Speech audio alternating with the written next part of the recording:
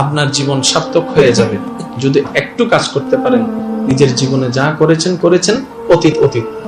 আজকে থেকে নিজের মনকে বলেন, আল্লাহ 1 কোটি বছরও যদি তুমি আমাকে হায়াত দাও, আমি জানি আমি তোমাকে সন্তুষ্টি করার মতো একটা কাজও করতে পারবো না, এটা আমি জানি।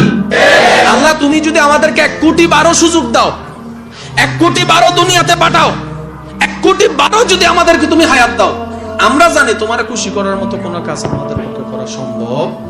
কারণ একটা করলে 10টা ব্যাটিক করি, একবার সিজদা মারলে 10 বার মানুষের লাথি মারি।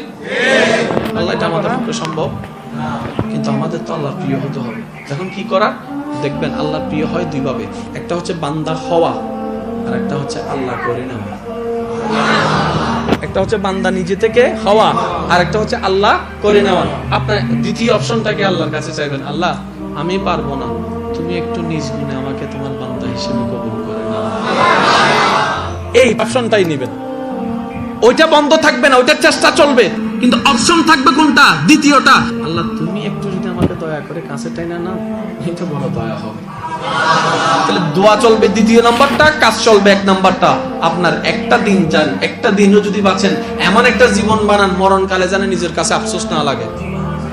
এমন একটা জীবন সাধারণ মরণকালে যেন আফসোস না লাগে। মরার সময় যেন এতটুকু বলতে পারেন, যাক কারো ক্ষতি করি নাই, কাউকে কষ্ট দিই নাই, খাইয়া থাকি আর না খাইয়া থাকি, যিনি পাঠিয়েছেন ওনাকে নিয়েছিলেন।